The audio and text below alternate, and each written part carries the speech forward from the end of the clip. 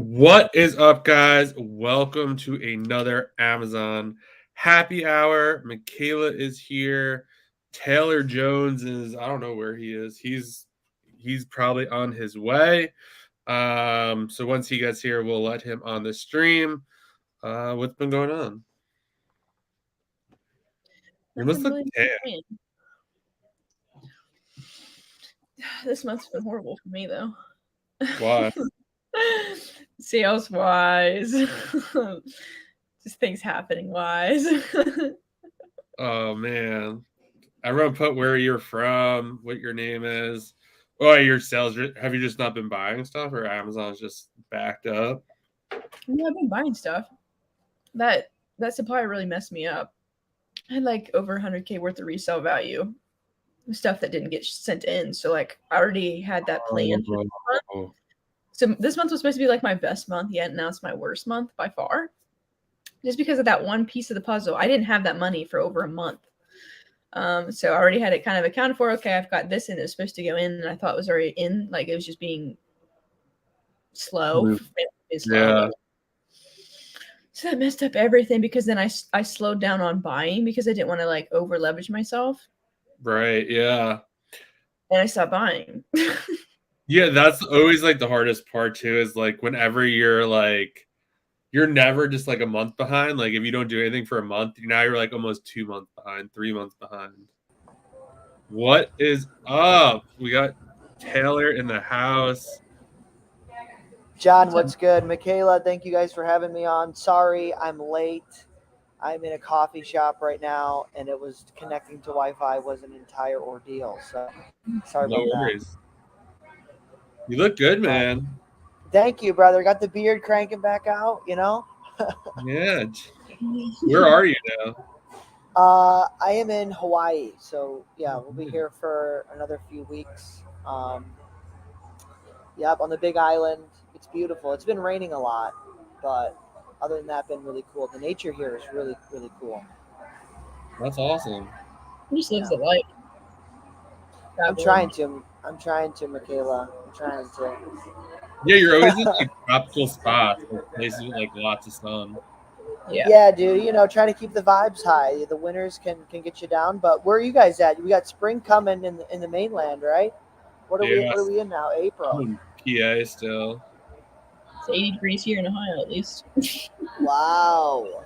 There you go. Yeah, I think it's about around the same here, but yeah, my dad's in New York, and I called him the other day, and he's like, it was 80 or 70 yesterday, and 3 days before that it was 30, and it's just like, jeez. Yeah, we were like probably like in the 60s, 70s, then it went down until like the 30s, and now I think hopefully we're kind of like over it. Yeah, and but this is cool. So thank you guys for having me on. So you guys kind of get together here once a week and just like answer questions and stuff? Pretty much. Yeah, now we got an expert on to answer all the questions. So you guys have questions? Yeah. Drop them. I mean, you're like a celebrity. I mean, you're the co-founder of the Miami Sellers Conference. Like, I wouldn't say celebrity. I've been slacking on the content, but you know, we try to, you know, give value. Dude, content is hard. It's so much easier to sell stuff on Amazon. That's what I'm saying, dude. I feel like I don't know. To balance the both of them, it's definitely a grind, but it also is rewarding. You know, I feel like helping people, getting on here, answering the questions, providing value is definitely a little bit more rewarding. I mean, we all love to see the sales crank, but it definitely feels good when you're like, oh, I helped someone today. Yeah, I mean, I feel like that was kind of surreal for me, like to be in Miami and like people coming up and be like, yo, like your video helped me, or like I quit my job. I'm like, dang. Sometimes it's like I guess people like really watch this. Like it sounds it's like that video, the one that only got like 400 views, it helped you. Oh, cool, thanks. Yeah, it's like finally. You got to give people like your backstory, kind of how you got started. Yeah, so let's see. I guess we'll take it back, you know, to post college. You know, I graduated. I was 21. Just in and out of different like minimum wage jobs. You know, nothing that I loved super much. and I was looking for a way to be able to travel and make money. I tried a lot of different stuff. Nothing really, took off. Um, and I tried MLMs. I tried uh, basically everything, and was working a corporate job at the time at Xerox, and I found reselling. I saw a Gary Vee video, and I flipped some T-shirts from TJ Maxx, and I was like, wow, I could actually make some money doing this, and went to I found some books around the house, listed them on Amazon, and then that was when I was like, okay, wow, like this is actually something that I could scale and make like a real living doing. And I also sold like some of the CVS. I don't know if you guys remember like when COVID broke out, like but it in China first. It wasn't in the States yet. It was like January, and I saw a TikTok. It's when like TikTok was like just blowing up, and I kind of feel bad for doing this, but so I saw a TikTok of this guy that made like $10,000 going to CVS and buying the face masks and then selling them on eBay. So all of New York was sold out. So I drove down to PA, actually, John. I think it was Gold. Like it was right on the border of New York and PA. It was a small little town, and they had like 50 boxes. And I flipped them. I bought them for 12. I sold them all for like 90. And Jeez. I made my entire salary that month on eBay. Now, looking back, that probably was not ethical to do that. But that was like when I was like, holy crap, I don't need to work this job if I don't want to. And that month, like January, February of 2020, like there was COVID broke out, and then that's when I started selling on Amazon, and yeah, that's kind of how I made the transition. And then 2 months later, I quit my job and was in Walmart's every day for 8 hours, just scanning the shelves. And then I did that for a year until I found OA, and now we're cranking, 3 years in. That's awesome. Yeah, I mean, I think COVID for a lot of people really was just like kind of like, wow, like I could work from home. Number one, I always said to my girlfriend, I was just like, damn, like if I had my job and was doing OA, like it'd be insane. Like for books, you have to like go to the store, you got like, but if you could just sit at your computer and just order shit like at your job, I mean, geez. I know, and have that cash flow coming in. Like Yeah. looking back, I feel like it might have been beneficial to have stayed at my job longer to sort of build up a little bit more of a nest egg. But yeah, it's cool. It's very flexible. OA is the way. What do you guys to your students and your audience, Michaela and John? Do you guys feel like you're mostly OA, a little bit of more wholesale, or a little bit of both? For me, I'm all OA, so I'm doing online arbitrage, teaching online arbitrage. So that's what I like to do. I don't think I'll ever. Oh, I don't say like never, but like I don't just really like or see wanting to go into wholesale. Like I'd rather just do like OA and content and kind of Yeah, help other people. That's just me. I do Michaela, all. you're the wizard over there. You're the wholesale wizard. Tequila is the wizard. That's all I do now. It's wholesale. Yeah. So But what's your business, Michaela? What's that?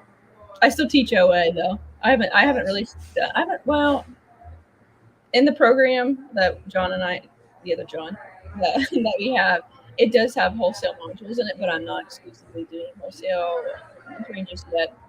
But I do, like I said, I do all OA still for my students. Okay, so you're doing a program with a different job. Yeah, Jason, John. Jason Derulo. Oh, okay, I got that confused. Okay, I thought it was this John. Okay, good. You're doing like a program too, right? Avery and I have a small coaching program. To be honest, I've like really just been I haven't been pushing it that much. Like if people DM me, like I'll have people DM me randomly. Sometimes it's a few people a month, sometimes it's one or two. Yeah. Like, hey, like I want to work with you. But and they'll be like, yeah, let's do it. So we have a group program. We have a few, 4 or 5 people in that we do, once a week calls. Like I said, I only work. I try to work not that much. So what does your day look like, or what does your team look like if you're not working that much? Yeah, so I mean, I have two VAs. Like in the one VA, Jen, which is just all administrative, all updating spreadsheets, and updating Seller Central and everything. And then I have another VA, Rick, and he is just sourcing full time, OA stuff. Um, and luckily, I did find like a couple suppliers, actually some wholesale suppliers, that I have been able to just sort of reorder some stuff there. Um, but my day, in terms of, I like to like do my self care stuff first. Like wake up, work out, sauna, ice bath, and then I'll work for like 2-3 hours in the afternoon. I'm a little early. You guys got me up early today. Usually don't start until like noon. It's only 9 a.m. here in Hawaii. But and then I'll work for a few hours of just like submitting orders and buying inventory in the afternoon. That's awesome. Yeah, no, that's Yeah. that's kind of what I'm like shooting for. I just am working with two VAs now. I just hired them last week, so we're kind of like in the training process. But I do kind of forget like how nice it was. Like in Q4, I had two VAs, and then I just went like laser focused, like not proud, but like basically just like ignored them. I was just like so laser focused on like deals and like just crushing Q4 that like they were like pretty good, like pretty well trained, but like not trained enough where I could be like, hey, like go here and like look at this stuff. Like so it was just easier for me to source myself.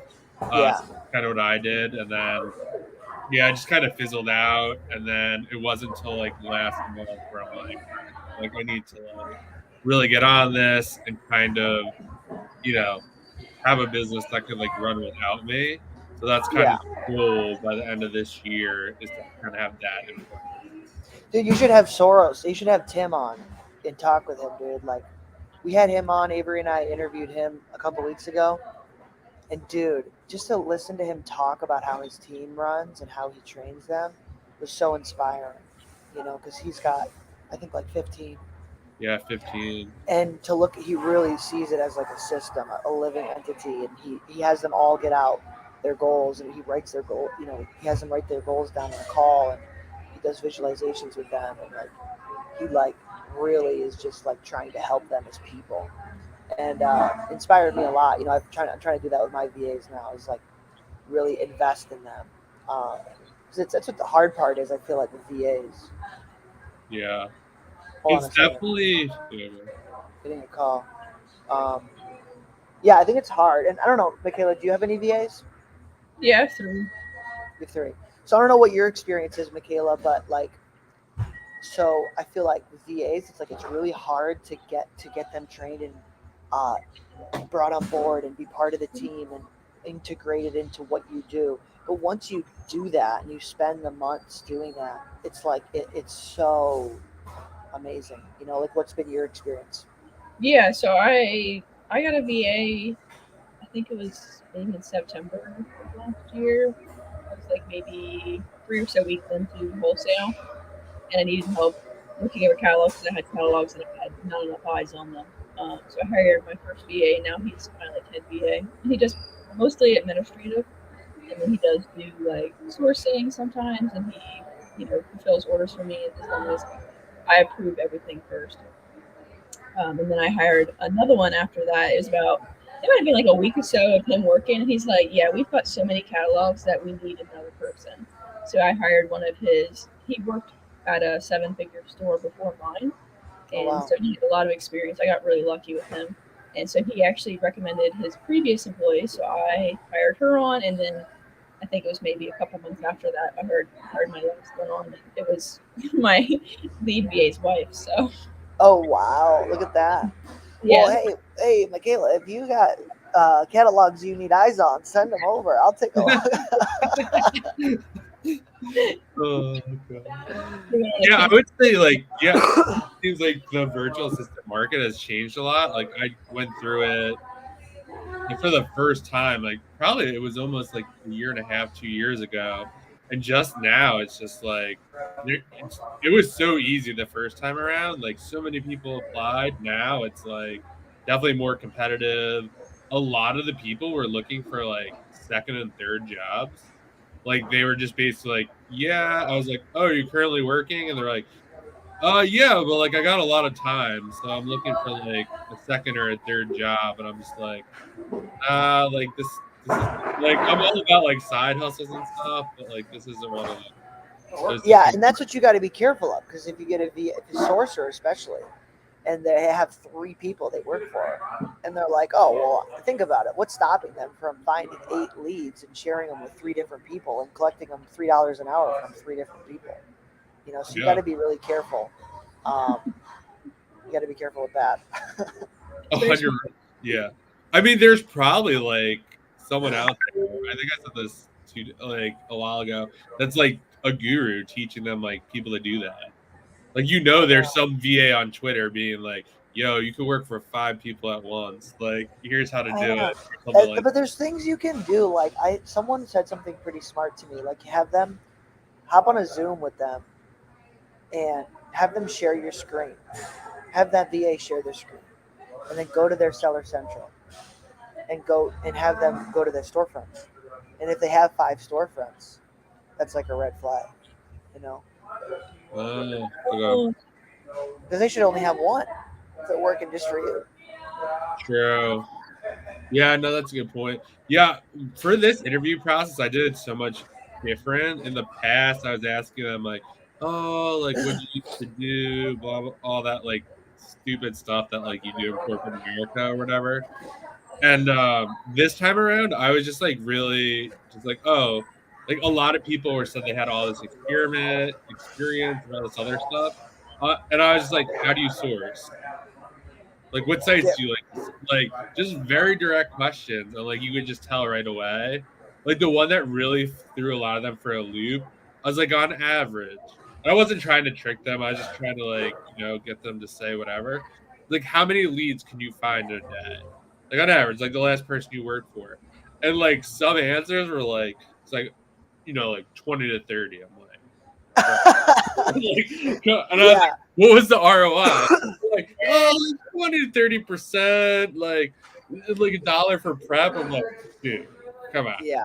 Like, Yeah. That's I how can't you even know. do that in a day. Like, even if like it's the best sales like possible. Like, just not happening. Exactly. No, you get smarter with your questions for sure. And I think like the biggest mistake I made was once you find somebody that's maybe they don't even have the best skill sets, but they're a smart person and they think ahead and they're a problem solver. Like that's what you want to look for. Once you find those traits in a person, then it's like, okay, spend the time to teach them how to source. Because it's worth it. And then once you have someone, take care of them. I paid my one VA, I think like $5 an hour last time, her Wow. last paycheck. But I'm just like, I don't want to lose her, And I lost a good VA before because I cut her pay, and that was the stupidest thing I ever did. What made you cut her pay? Was she just not working? Or? I had a rough month in June of last year. I broke even, and I told that story at Miami, and I just was like trying to penny pinch, and I could have made it through. I could have easily paid her full salary. I mean, but I didn't. I was like trying to cut everything, and then she left. Yeah. I had to retrain everyone, Yeah, that's the most painful part for me. Is kind of like right now. I feel like a lot of my business has like drastically changed. So like it was a lot of just like, oh yeah, like we're gonna source apparel and Nike and I have all those training videos, but like it's not what I do anymore.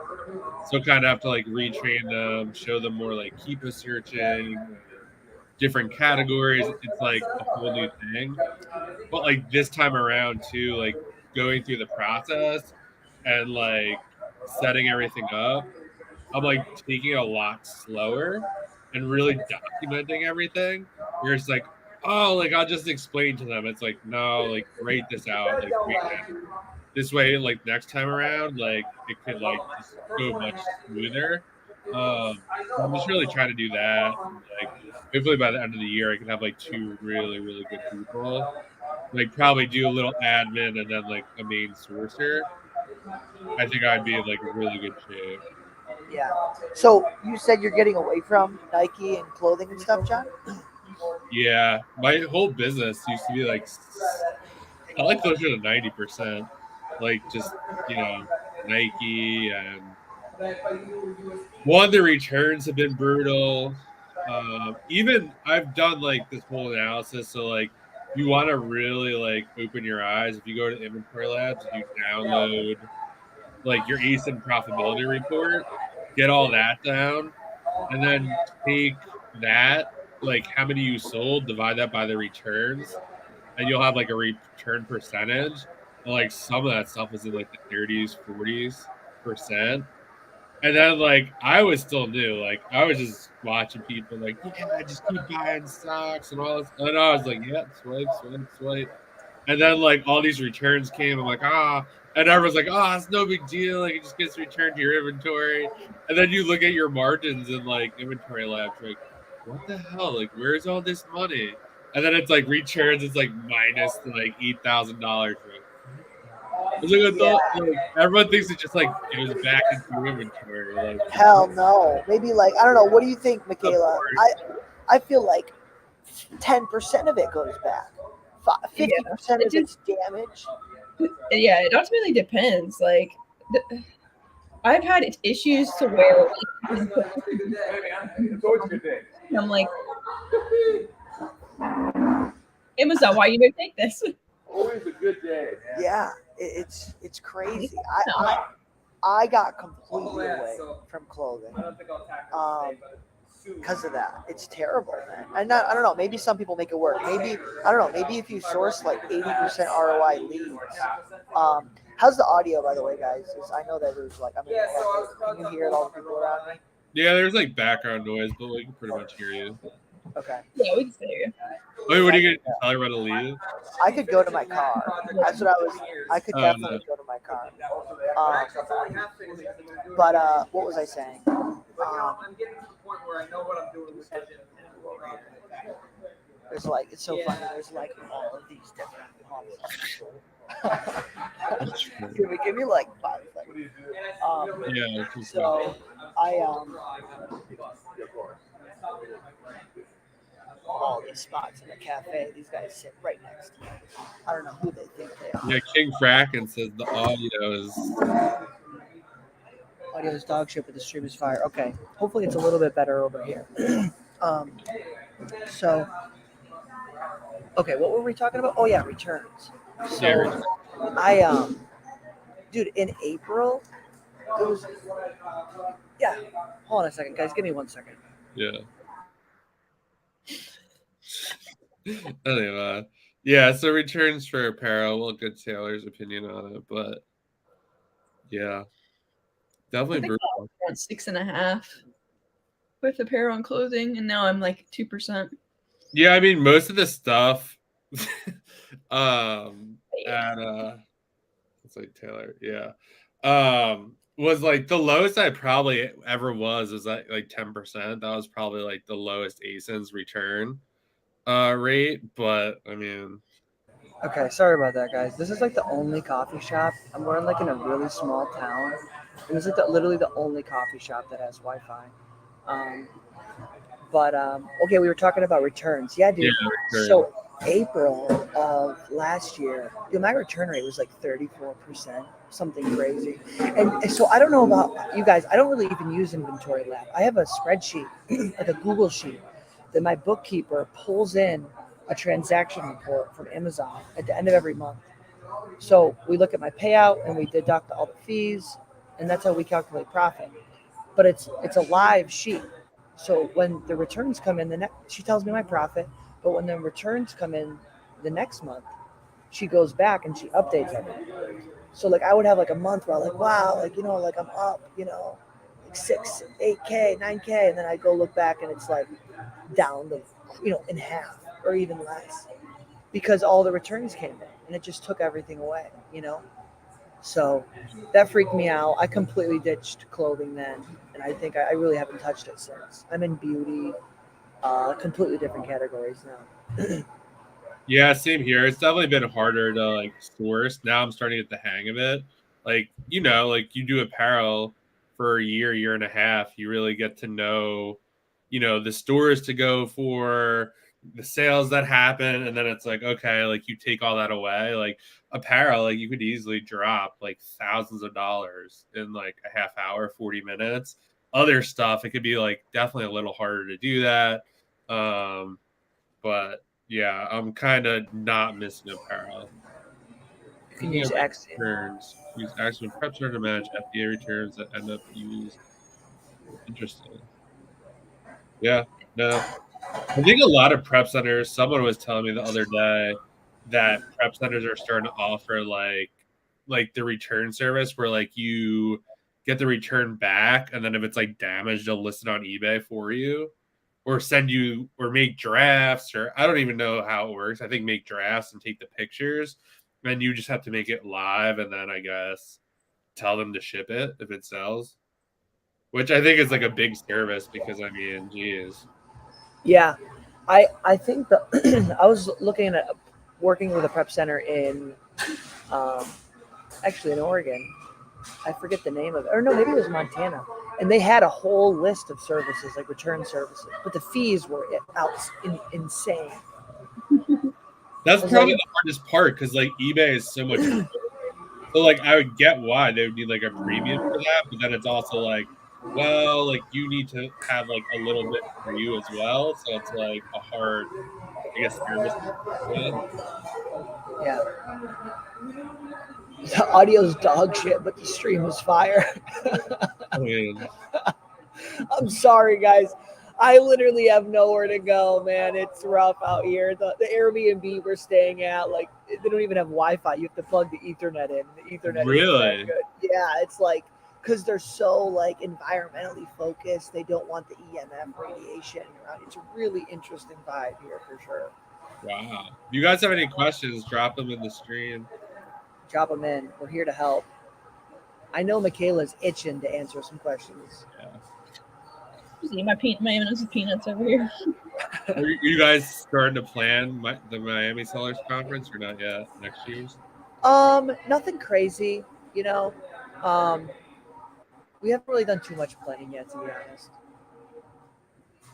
But we are excited. We're doing the Costa Rica Mastermind in July. Ooh, that's exciting.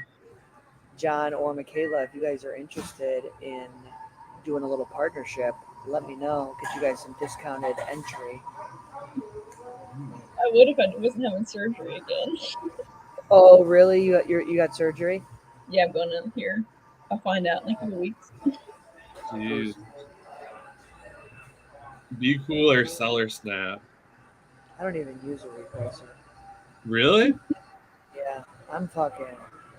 Or am I allowed to swear on here? Your VA do it manually?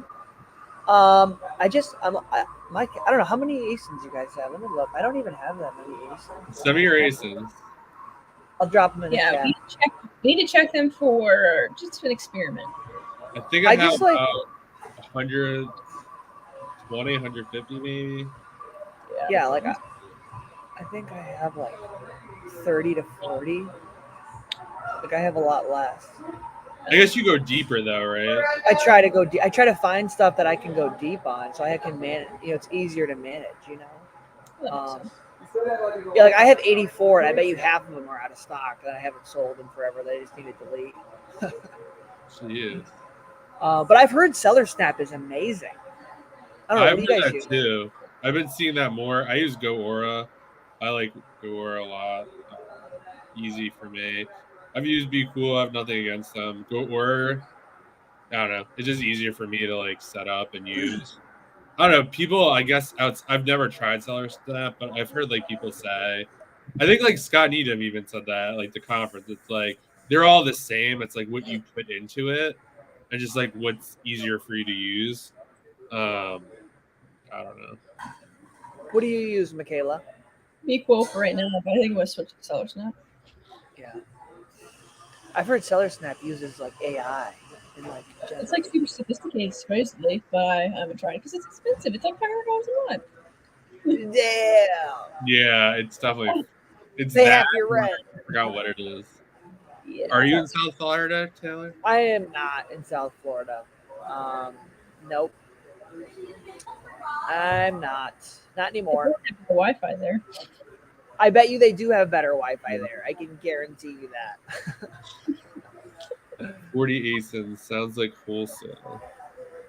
Yeah, I mean, I bet you probably half my catalog is wholesale right now, Smart. but it's Do always you, changing. You know, so for wholesale, did you actively like go after or seek wholesalers, or did it just kind of come up naturally I for just you? found I just found some products, and then I knew a couple other people that were selling some stuff, and then I just Googled some distributors, and instead of buying the stuff from the store, I just found a couple people that had distributed it, you know, and got it even cheaper and let me buy it in bulk. Um, but I'm still totally into OA. You know, like that's the thing is like, um, I'm just always going after like the next new opportunity. You know, that's the Yeah. way I look at it. You know, stuff comes and goes. Um, Are you yeah, using a I prep love center? OA. Yeah, I'm all prep, man. Everything. Even I I mean, do. for a I'm little doing. bit, you were like really like, I don't know if I could ever do this again because you got Really? Wait, when? no on Instagram. You're or was it YouTube? I don't know what it was, but you're like, I don't know because like you got like screwed over like 3 or 4 times. Oh, You're like, I don't oh, know if I could yeah. ever trust the prep center again. And Oh, because did you I do was a lot of having it Q4 yourself or no? in Q4. I still had a prep center, but I did do a lot myself. It's just because I don't know what I was thinking. You know what happened 2 years ago in Q4? I got screwed. I trusted a prep center with everything, and they got slammed because they didn't have enough employees, and they sat on my stuff for like 3 weeks, and I got screwed. And I wasn't in a position. So that last year, Q4 in 2022, I was like, I'm gonna have this in my control now, you know. Um, but I don't know. This year, I don't know what I'll do. I think I'll probably just use my prep center, to be honest. I'm going to try to. I think they'll be able to handle it. I don't want to touch stuff if I don't have to. Me either. I'm moving until we're moving into like a town like house. I was just like, ooh, they'll be up. I'm like, no, I'm not touching anything. I'm not today. Like, like Yeah. it's just last. I said I made like a couple videos. I was like, what? Like I always like try to keep notes during Q4, so like I just read back through them like before it happens again and be like, okay, I'm gonna do this or that. And, like one of the things I put is like buy heavy in October, November, then don't buy anything in like December, January, and set it all to prep. I prepped everything myself, and like it was crazy, like 3,000 items, and it was a disaster. And it was all pretty much all apparel. So like polybagging, all that stuff. I guess it was like worth it in the end, but I was just like, if I would have just bought all this stuff in October, then like did nothing and just really like acted on like the bolo stuff, I would have been smooth sailing. But no, I didn't do that. So I feel like that's gonna be my game plan is like October and stuff, like really hit it hard and then kind of set it and forget it, I guess. Yeah. I definitely should have gone deeper on Black Friday stuff. Like looking back, that's what I was like. December, I looked back at all the Black Friday deals I looked at, and I was like, holy shit! Like this stuff was amazing. These deals were like they're once a year, you know, Yeah. and all the websites do something. I definitely should have gone way deeper on Black Friday, but I feel like in terms of outsourcing to prep, like it's almost a no-brainer. It's like you're really not saving that much time, especially like if you're in a state where you have to pay sales tax. It's like, why are you doing this stuff yourself? It Yeah. almost makes no sense, you know? Yeah, agreed. And yeah, it's just so much easier. Once you find a prep center that's good. I recommendations for finding leads. Sign up for every newsletter. Is You that look a question? Is that a question and an answer, or the same? oh, there's a question mark right after that. So yeah. Oh, yeah. I don't know. Newsletters can be helpful. I guess if there's like a big item that's like a restock or staying up to date with like discounts. I love. I think a mix of manual. I think for OA, a mix of manual sourcing and storefront stocking, and looking for going to Top Cash Back. Look at what's trending. Go to Capital One Shopping. Look at what coupons are. If you can find some coupons that are only active for a few days, like that's going to be a good deal usually. Yeah, some of the worst coupons are the ones that are like month long or stuff like that. Like those are bad. But yeah, I mean, I think like the best way to like find leads, I guess, is like just search every day, especially when you're like starting. Like that's the best way. Like it's not one day or one newsletter or one store. It's just like actively doing it daily, and just whether it's reverse sourcing or manual sourcing, whatever it is. I mean, just hit that. I feel like a lot of people like, well, one of the VAs that I'm training, they were just like, oh yeah, like I spend like a lot of time in like the clearance. I'm like, no, like we don't source from like clearance. Like that stuff's like everyone's looking there. One, number two, like they're probably not like replans. I'm just like, there's everyday stuff we could do, or like other stuff we could do to leverage, like discounted gift cards or other stuff that like don't we're not going there. But I mean, sales are really good. I mean, I've just typed into Google like beauty sale and just like kind of found stuff sites I've never heard of. But yeah, I feel like a lot of times when people are like, I can't find leads, like no offense, like you just have to look and like really get in there. Like Chris Grant was like saying on last or 2 months ago, he's like, if you haven't scanned like a full aisle doing RA, like you're just not trying hard. You're not trying, You're yeah. just, And you're just not. you can actually go in. I know Miles posted about this a few weeks ago. If you go to Accelerant, you can actually see how many items you've looked at. Have you guys seen that before? Yeah. Like how many scans? Yeah, I We're mean, at you gotta over, I think we're like 115,000 or something like that. you gotta put the reps in, dude. Yeah. What's your advice, Michaela? It just boils down to time put into it. I mean, it's not going to be easy at first. You're probably not going to find a whole lot. But as long as you, so say for instance, it takes you 6 hours to find one lead. As long as you can gradually get better, even if it takes you 4 hours to find one lead. Or maybe it takes you 8 hours to find one lead, or maybe one day you don't even find a lead at all. At least if you're still progressing, you're on the right track, and that's fine. There's not like a one size fits all. Like it took me, 2 months to get good at it. It took John 5 months, and it took Taylor a year. Like there's not one set. Everyone's kind of I'm stupid as shit, bro. No. Took him a year. Took us half the time. Took him a year. Half the time, and Michaela a quarter of the time. Took him a year. He's still netting a loss now. Yeah, no, I think that's a good way of thinking about it, Michaela. Like, let's say worst case here, it takes you a week to find a lead, but that lead makes you $2,000 a month. Okay, well, at the end of your first month, if you do it every day, you'll have 4 leads making you $2,000. That's $8,000 a month. Like, I think that if you think about that, that's a really good way of thinking about it, because I think people sit down and they start to source, especially newbies. It's like it's been an hour and I can't find anything. They're just a weekend. They said 10 minutes. And it's like I used to go to Walmarts and Targets, and I'd drive around, and sometimes I would spend 6-8 hours, and it took me that long to find my first thing in the store. And that was hard. Those days were the hardest. I luckily only had a few of those. But it's crazy to think back, like doing books. I would scan like thousands of books, like depending on the size of the thrift store, and be happy like going home with like 100. Like such a crazy concept, and like you can only do it once. You'll never see those books again, most likely.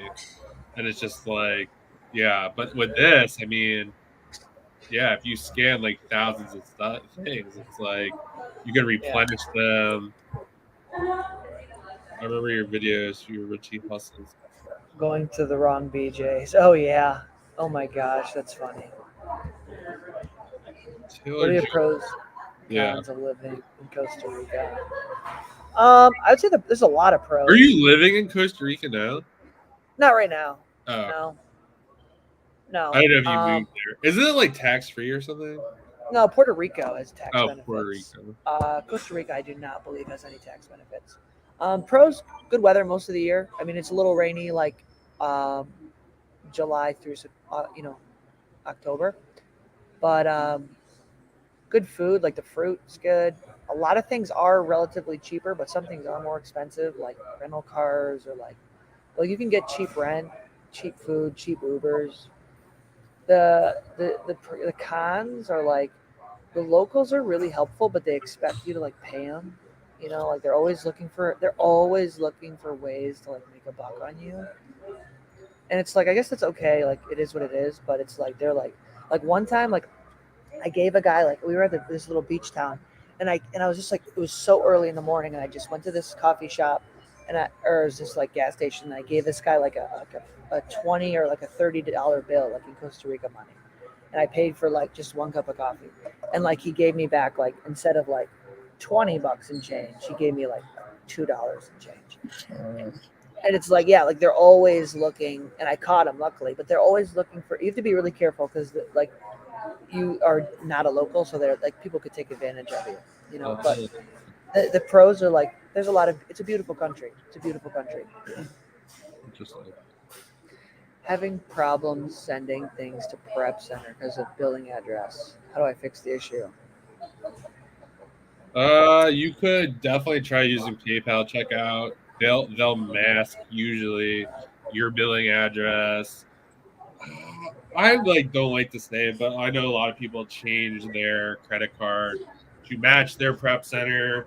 But I've never really been in the situation where Amazon there's an issue if I've done that. So I don't really know like if something were to happen if they won't accept invoices. But I honestly think like them accepting invoices really just depends on your account history. If you're usually a pretty good actor, they're gonna just like be like, yeah, that seems legit. Yeah. I don't know. I don't actually think that I've ran into this problem on any other website other than like Kohl's.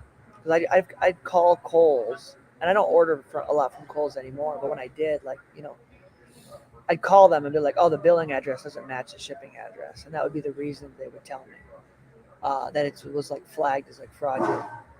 But same, John. I'll just use PayPal checkout. Most of the time, like, it just works. And I've also heard that I don't know if it's true, but someone told me that if a merchant has to refund you through PayPal, they'll take a 3% fee. So they're less likely to have to process a refund. They don't want to do it. Ooh, I don't know. Interesting. Yeah, I think that's why it works so good. I don't know that that's true or not, but That would make yeah. so much. I don't think I've ever had a PayPal order refunded. Yeah, Lucas, I'd be curious. What's the website you're talking about? I'd be curious what it is. I wouldn't be surprised if it was Kohl's. But I think sometimes another reason is maybe not even billing. Like someone posted on Twitter the other day that they're like super excited because their prep center is moving, and like they shopped at a bunch of stores where like that store blocked that address because they know it's like resellers. So yeah, that could also be. really, I know Alta doesn't ship to some addresses because they're prep centers. I'm sure Target as well. wow. Big tech, man. Big brother knows. They're getting smart, dude. They're getting Big Brother. Big brother, man. No joke. Oh my gosh. I don't miss RA. I've never done RA. I've attempted to do RA like one or two times. I'm like, this is terrible. Every time I do it, I took the dog to get like groomed or whatever, and they're like really annoying. It's like you basically have to be back within like an hour or hour 10 minutes, and it's like, oh, if you don't come, we're gonna charge you extra or whatever. So there's like a Walmart, and then like some other store. So I go there, and I'm just like, all right, I'll just like scan some stuff, like whatever. So I'm like doing it, and I'm just like, okay. Like stuff's not loading, like there's no Wi-Fi. So like I'm just gonna take pictures of this stuff. And like when I go home, I'm gonna see like if this would have been a good buy. Like everything I would have bought, like will off like 100%. I'm like, yeah. I think RA has definitely changed. Like 2-3 years ago when I was doing it, you could go into a Walmart and you could 20% of the store was like decent stuff. And it's definitely very different now. Like the predictable spots are saturated, and I know people do big numbers with RA, but you definitely have to know where to look and like go to those niche places, those niche stores. You know. Yeah. I was never interested in RA. I mean, just doing books too. It's like driving thrift store to thrift store like hours, and then it's like you're not even guaranteed anything. Unless Yeah. you do OA, you search for an hour. Like I don't know, you're watching a YouTube video, you're doing whatever the hell else you're doing. It's Do like other things. Yeah, and like, let's say you find something. Let's say you took 3 hours in RA and you found something. You can, and it's a clearance deal. You buy it once, and they only had 3 left. You know, but on Yeah. OA, if you find something, you can most likely buy as many as you want, and you can buy it again. Yeah. And then plus I also am like, I know I'm competing against people like Jameson who just have this wealth of knowledge that like I will never be able to like grasp. These freaks of nature. Yeah. I don't think I'll ever like rent a Penske like Jameson just to drive to Is today the first day of spring? April 21st? Or was that May? I have no idea. I hardly even know what day it is most of the day. Yeah, I did books 3 years. I think OA and wholesale is better unless your name is Rumor or Avery. Yeah.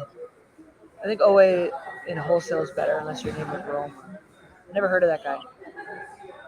You know Matt? No, I'm just kidding. I was talking about Rome.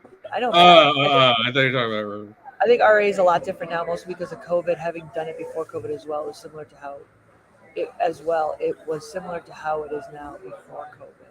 Oh yeah. Yeah. Let's see. Cole's always errors to my prep center. I have to try it a few times before I get through. Yeah, I tried incognito window too. My account got canceled from Cole's. Like I totally got banned. They took thousands of dollars in rewards cash. It was very brutal. Kohl's cash or rewards? Rewards. The I didn't have it 5%? figured into the ROI, so I never like to be like, oh, assume 30% because you just can't assume, especially if on volume, if you're going to spend a lot of money. Yeah. Now I was able to create like another account, and like I can't even I have to be in an incognito window. So and it's like not even fun to source anymore because like seller doesn't work in an incognito window where I don't know how to set it up that way. So it's like super annoying. So I'm just like this just isn't worth it. Yeah. There's some other websites too that like I have to be an incognito as well. I've noticed that. Do you guys have plans of selling in Walmart? I don't. I think I set up an account. I think I have sold a couple things, but I just never. It's easier for my brain to just focus on one thing. Yeah, I'd agree with you there. I know I'm starting to see some people like crush it. Like I think this is so bad. I don't remember her name, but it's like Sarah. She's on Instagram. She's like friends with either Alexa. They run like The Village. There's like 7-figure Granny. She's doing really well in it. I heard it's like the Wild Wild West, which seems like interesting. Like supposedly that's how Amazon was. So I mean, I don't know. But The Wild Wild West. Yeah, I think it's great. Like, I feel like there's a lot of potential. I feel like I'm sure it's doing more. I don't know. I wonder if it's doing more volume than eBay, Walmart. I feel like it'd be a great way to liquidate stuff with a little bit less competition. You know? yeah, I mean that's what my thing is. It's just like one, I don't need another thing to do. Like I'm sure it's a great opportunity. I just don't have the bandwidth for anything else at this point. Um, I don't know. That's just kind of how I look at it. I'm sure that lends to like it being a really great opportunity because like, and plus no one's really talking about it. Like there's Yeah. not everyone be like go to Kohl's and use Kohl's cash and do all that. Like you don't have that yet. But I will say, as like someone who like has shopped primarily on Amazon for like everything that I need, Walmart, I don't know just where I live, shipping is so much quicker. It's insane. A Then lot of Walmart. times I could have stuff like next day, and like the price is sometimes cheaper than Amazon, if not comparable. Yeah, and I feel like with Walmart, you need to be careful. Like some of these sellers, they have like 8 reviews, and they're like all 1 star. It's like, what happened?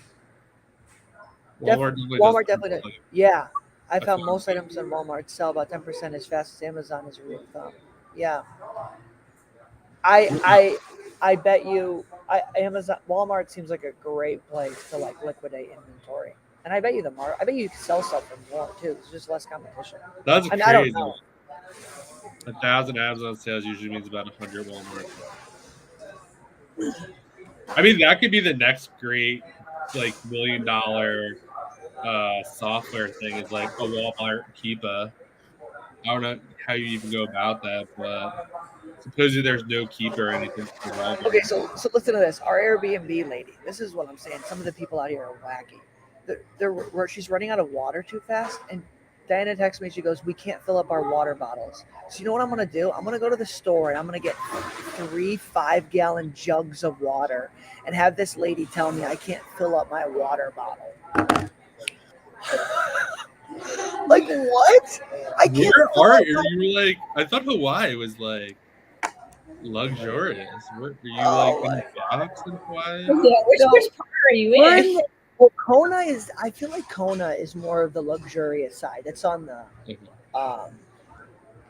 west side. We're on the east side, so we're like in like the jungle. Michaela, how's your renovation doing? Yes, let's hear about this, Michaela. Let's hear about this real estate. What do you call it? Do you call it the crack house, or what do you call it? The weed house. Weed house. The weed house. Yeah, what's the weed home now? I have tenants living in it, so Nice. It's done now, and I'm looking for my next.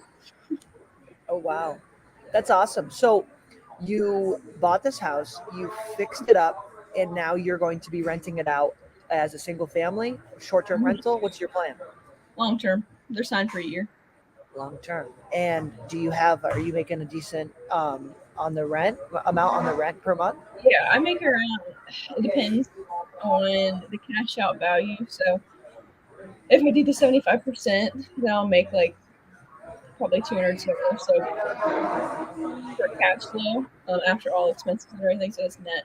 And if I do like 65, I make closer to like 350, but it just depends. Nice. And you're still getting the equity. You're still getting the equity. Yeah. I put about 50K of equity in it. So you want to go over the numbers, what it was? Yeah, what you paid, what you put into it, all that stuff. Yeah, I bought it. You posted on Instagram the other day. 59K was the purchase price. We put about 37 in it. And then it was appraised at 142. So I'll get back out. If I do 75% cash out refi, I'll get an extra 10K out. Are you looking for a renter? What's the address? And can you rent it to me with permission to put on Airbnb? There's no way you get any like Airbnb. This is where I get. So there's like 5,000 people. There's 4,200 people that live here. Oh wow. Okay. So I'd have like a 5% occupancy rate. If you're lucky, it might be like 1%. Are you still? So what are you still doing the Airbnb thing? Yeah. So I'm definitely like a trial phase. You know, it's kind of like I would say if I'm comparing this to Amazon, it's like you're in your first 2 months and you just bought a bunch of inventory, but you don't know how profitable you are, you know? So I think I'm definitely, I'm at worst case breaking even. I think I'm going to shut the Costa Rica one down because that one I'm definitely breaking even on. It's not worth it.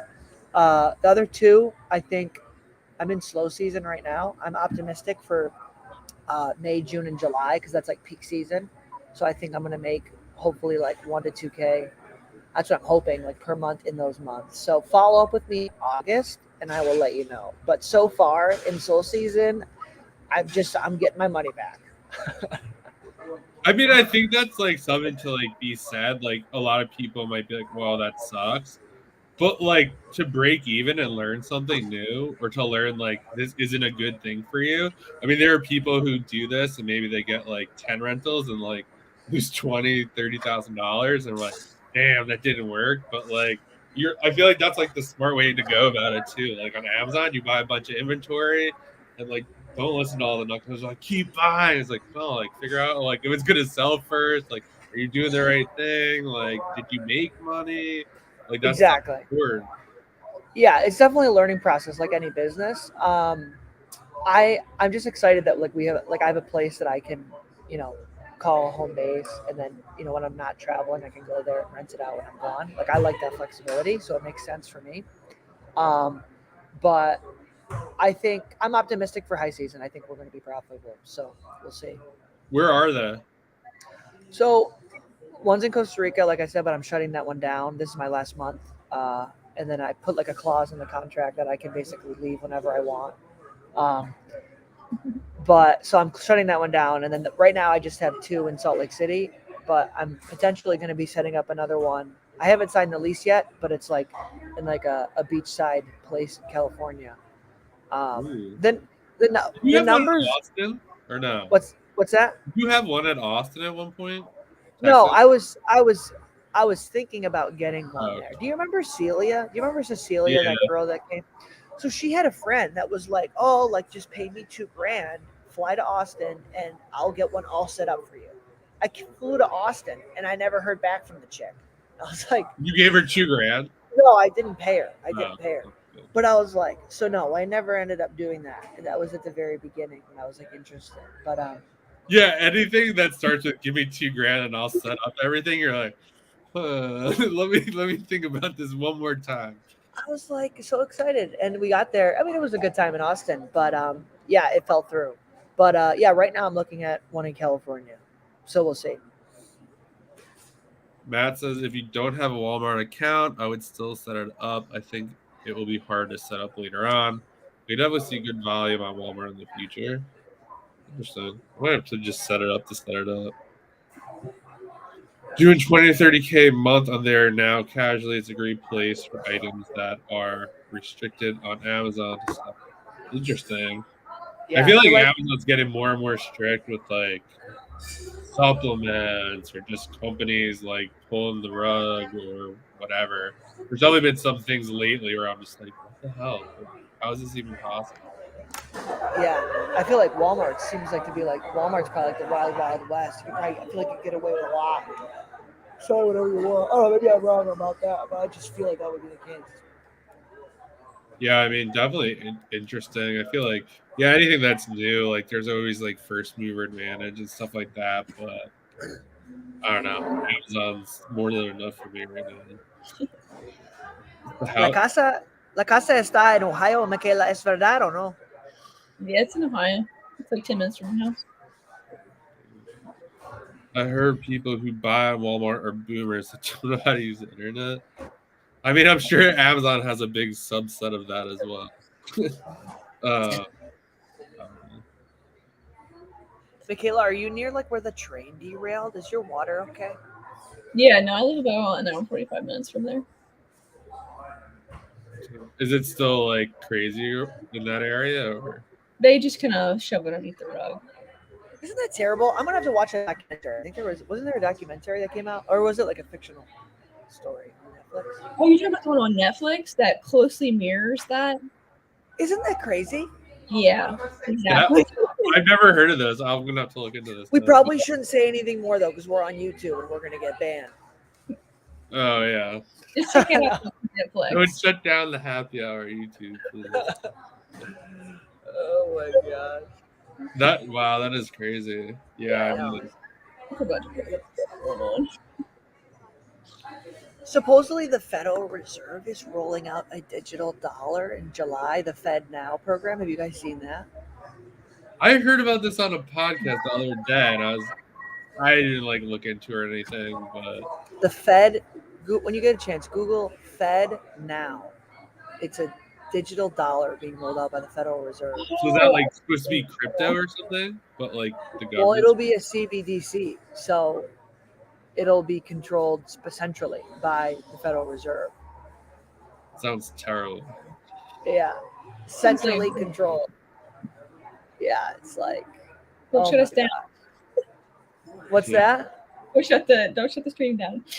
Yeah, I know. Not Well, financial advice. One, I'm not stating any opinions. I'm stating facts that they're planning on rolling out this program in July. So You heard it here first, guys. as to what the details will be, we'll see. You and me. But If you guys have any questions, continue to drop them. What is your plans for the next like couple months, Taylor? So we will be here until probably like another 2 to 3 weeks, and then May 9th is the tentative move-in date for that Airbnb in California. I haven't signed the lease yet, so like I'm like 50-50. I'm like looking at the numbers, figuring out if I want to do that. If I do that, I'll fly to LA and like get a rental car and furnish that, and then after that, probably just spend 3 weeks in Salt Lake City. And then in June, I am flying home, and I am going to kick it with the family for like a month for the summer. I don't like to be in New York in the winter, so I wait for June. And then after that, I don't know. Honestly, I have no plans after that. What about you So how guys? does the Airbnb thing work? So the California, like walk me through like the process. Like what So, makes a good Airbnb? Like what do yeah, you put money up front or well, like, whatever you guys want to do? there is a website, and I could actually share my screen if you want me to. Yeah. Can you share it or? Let me see. Let me log in real quick. And I don't think it's going to let me do it because I think I ran out of searches. Oh, But I can at least show people like how you would do it. Okay, share, present. Share screen. oh, yeah. Okay, can you see me? Yeah, we see your screen. Okay, so see this tool right here? Yeah. This is so if you go to airdna.co and you type in, you go to this tool called the Rentalizer. And I don't think this is going to work because I think I ran out of searches. But let's type in my dad's old house. My dad used to live here. 55 Kyler Street, Palmyra, New York. Okay, and you just type in any address. Yeah, look, I've reached the number of free searches. But let's see if we can see a sample property. It'll tell you exactly how much that property can bring in. Yeah, it's not going to work. Really? Yeah. So, like for example, like let me just talk about the tentative. Okay, how do I stop screen? So the tentative numbers on this one place, it says on that tool that this address with 2 bedrooms, 2 baths will bring in like $65,000 a year in this California place. The rent is only $2,700. So if 2,700 times 12 is like 35 grand. So I got to hire a cleaner and pay utilities and everything. Okay, let's say all of that's 10 grand. That brings it up to 45 grand. I would still make 20,000 a year, you know? So that's the thinking. I'm like, I'm just like looking at everything like, am I missing something, you know? But the 2 that I have now have been, but how the process would look is basically I'd fly out there, I'd spend 7 grand on a 0% interest credit card for all the furniture, get it all furnished, hire a photographer, $150, take professional photos, and then launch it. And both of the ones that I've launched in Salt Lake have been good. I've been averaging like 70%, 80% occupancy rates. But yeah, that's what it would look like. Wow. So do you have to put like a security deposit down or? I think for this one, a lot of the ones that it's been small, only like $500, I think, and just first month's rent. Wow. Yeah. Jeez. They look at your credit though. I think if your credit's not that good, they can charge more. Interesting. Wow. So do you have to sign up for like a year then? Yeah, this would be a 13-month lease. That's why I'm like, okay, like, at the first of every month, I already pay like $5 grand in rent. So I'm just like, okay, do I want to pay $8,000 a month in rents right now? Like, so for the one like Costa Rica, was that fully furnished or no? yeah, that was furnished when I got it, but that was an impulsive decision. That was not the best business move. That's why I'm shutting it down. But what would you do with like the furniture? So like if like you decide not to do it, would you just like sell Exactly. It all? So, I mean, I'd have this California one for like a year.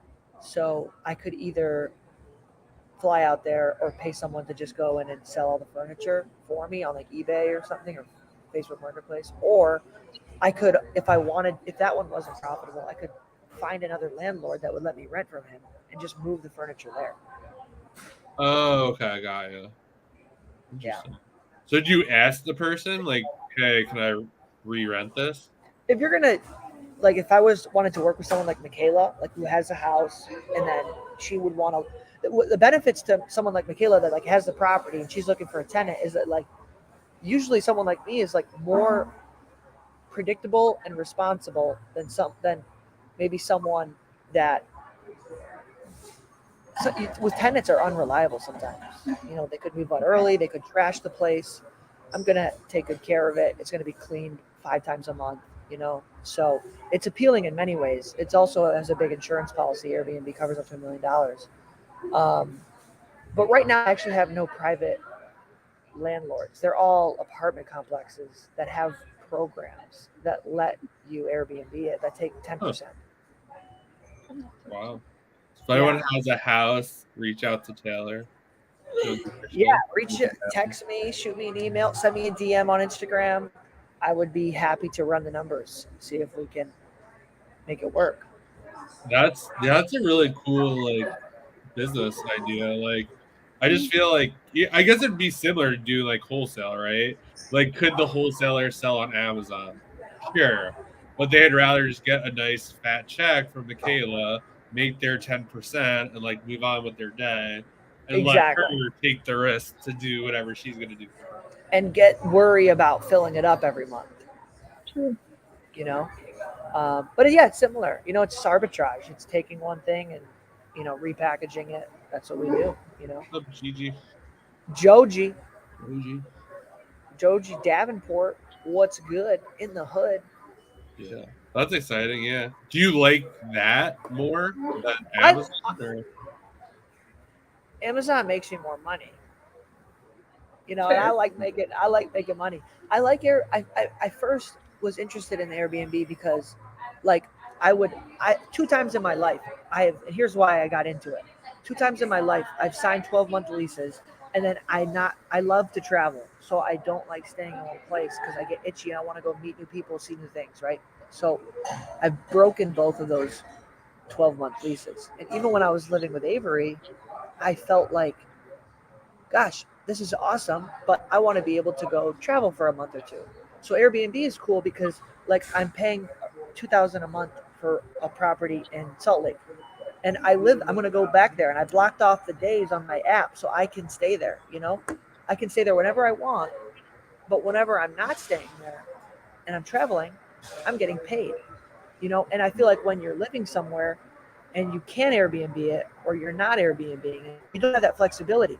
Like if one of you guys were to want to go to Hawaii for a month and you paid for an Airbnb in Hawaii, now you're paying rent in 2 places, you know? So that's why I got into it. And then I kind of just got excited with the process. Like it is kind of exciting to learn about, how it works. So I think it has the potential to make a lot of money. I think it's also changing the same way that Amazon has. Like I think a lot of people got into Airbnb after COVID, and I think it's more saturated. So yeah, we'll see. Would you ever want to buy a property and then do it? Oh, absolutely. Absolutely. Like absolutely.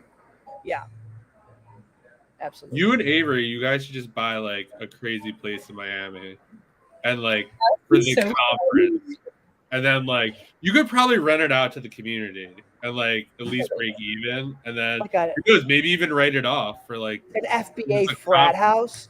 Yeah, who knows? Like the TikToker houses, but it'd be like FBA food. Could you imagine?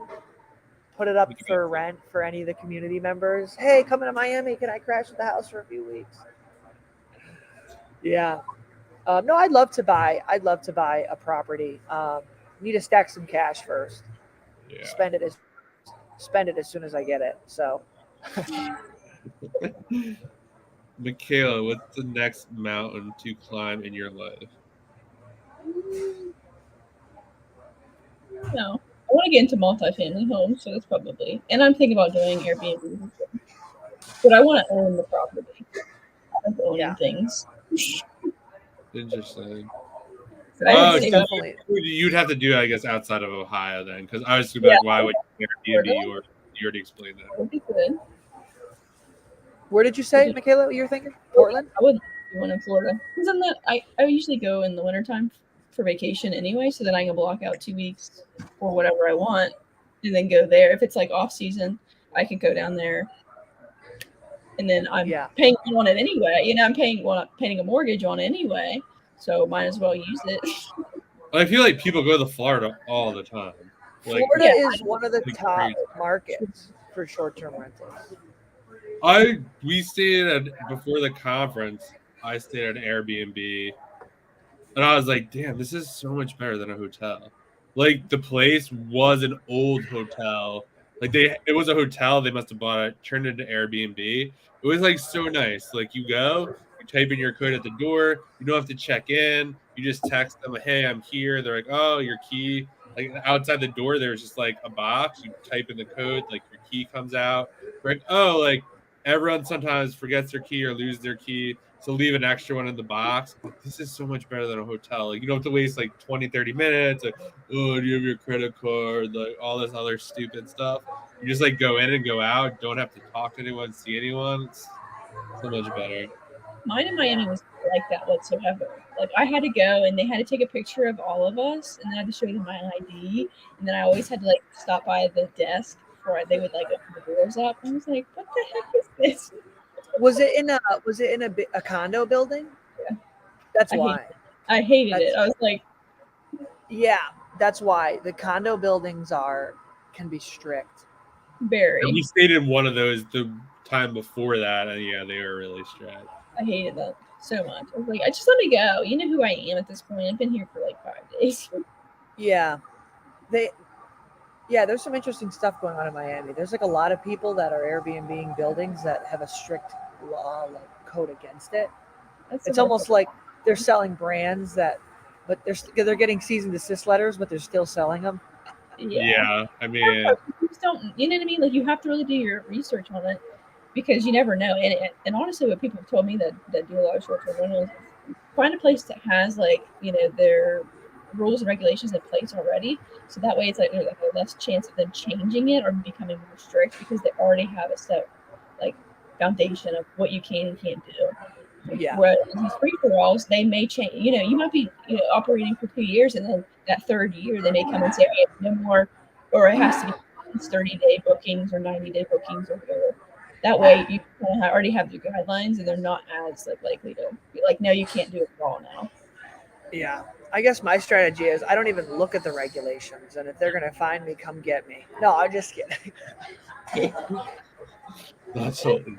I can see that though. Yeah, it's just letters. You start with trash.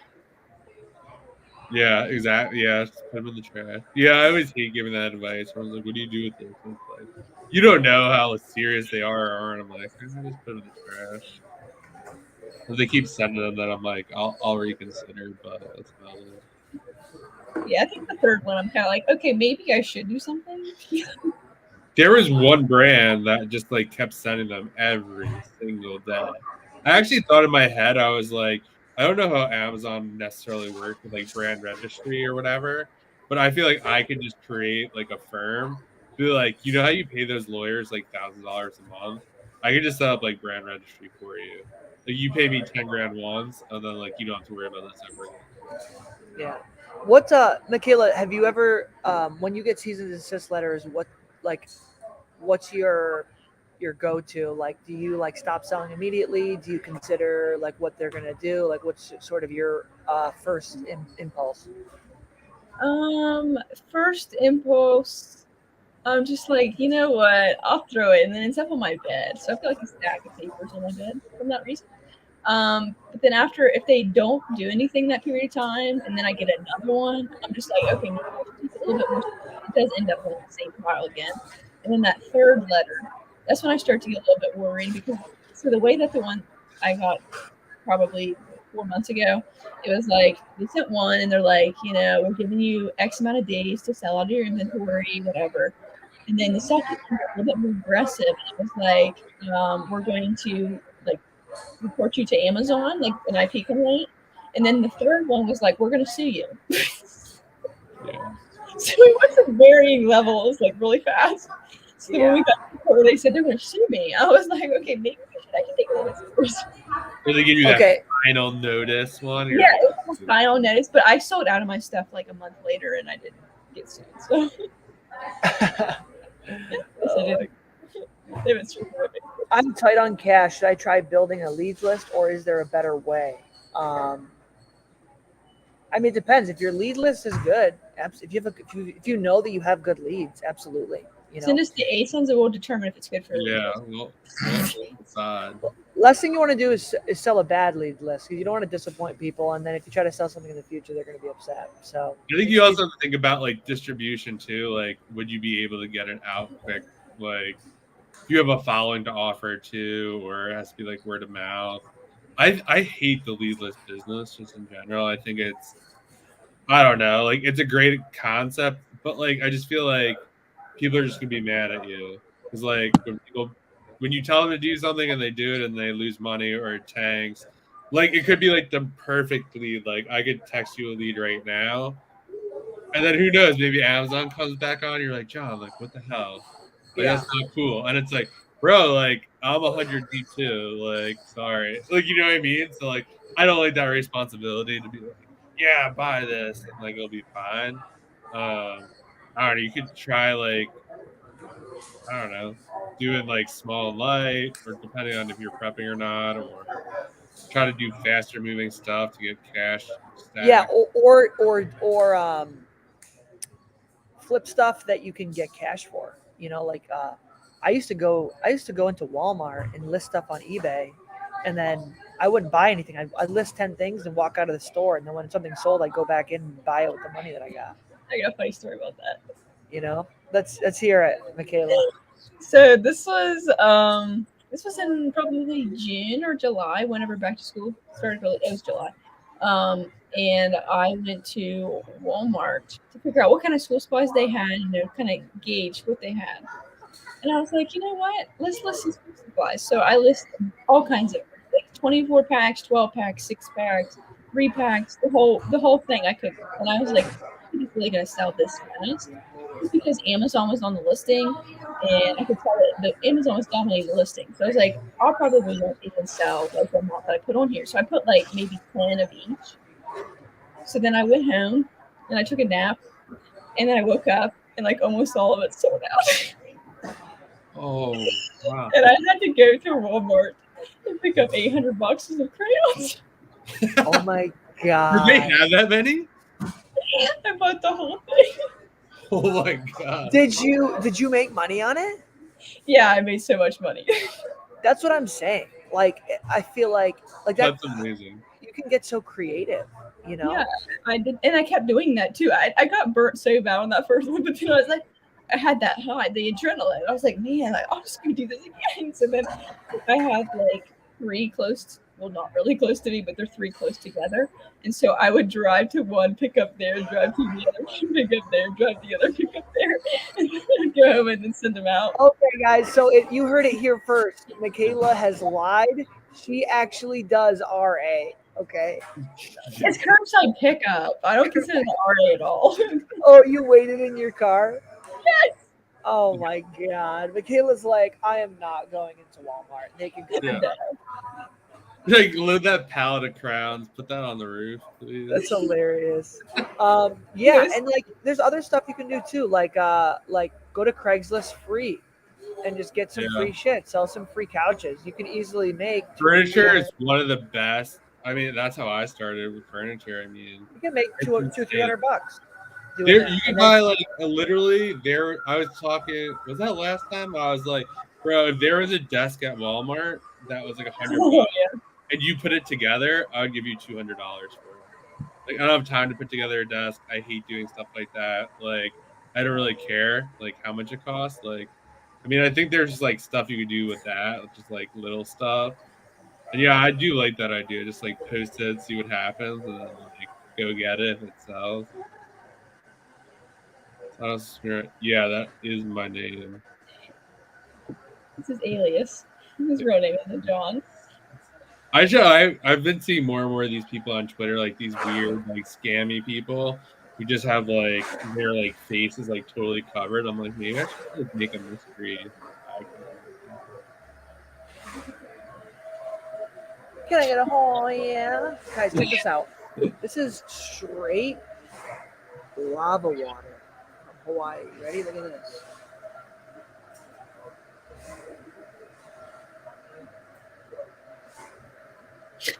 What's it doing? I don't know. It's so crazy here. This place that I'm at, it suffered like a lava flow like 3 or 4 years ago, and you drive down this road, and it's literally just hardened molten lava on both sides, black, cooled lava. It's insane. All right, guys, drop your last questions. I didn't realize it was 4:30. Do you guys have multiple accounts of websites, or you just pump orders on the same account? I tend to just pump orders on the same account. Yeah. We had multiple when I was doing OA. Yeah, well, I'd probably try to finagle, but I wasn't doing more than like 2 or 3. But now I'm just trying to shop the places who want the money. Can I get a home? FBA tips when where what to buy for back to school. Definitely backpacks for sure. Michaela crushed back to school. Anything that a kid would need for back to school, like clothing, shoes, backpacks, school supplies itself. Yeah, clothing is definitely good. I don't know, probably stuff teachers would want to buy for their classroom. I don't know. Yes, I had a lot of. I disconnected for a second. The Seattle Seahawks, they bought from me for one of their like charities. Oh, really? Yeah, That's super crazy. Yeah, like it came through and it was like Seattle Seahawks, like women's. I don't know what it is now, but something like it's a woman-led 501c, I guess. Yeah, I would say like if you have like kids or no kids, like what do they want for back to school, or what's on like that teacher school list? supply list. You know what I mean? Like when you went to school, stuff like that. What would you buy for back to school, Taylor? Backpacks, definitely. They did really good last year. I haven't done a lot of school supplies. I know Avery was flipping some calculators, like some crazy moving volume calculators, like the Texas Instrument ones. Yeah. I would like, the cool thing is, like you guys said, there's stuff in every category for back to school. You know, so pick some stuff that is in the categories that you're already selling. You know, that you're good at. Sweet. Video yesterday, very touching. Thank you. You have any last parting words, Taylor? Get out there, be great, guys, and remember that the opportunity is everywhere. And don't let yourself convince yourself that it's not, because it sure is. It's very good. Yeah, that was a good way to end it, guys. Thank you for being here, Taylor. Where can they find you? On Instagram, there's my handle, Taylor Jones _official. Cool. Well, thanks for being here. Thank you, guys. We will see you next week. Peace. Thanks for having me on, John and Michaela. You guys are awesome. Yeah, thanks for being here.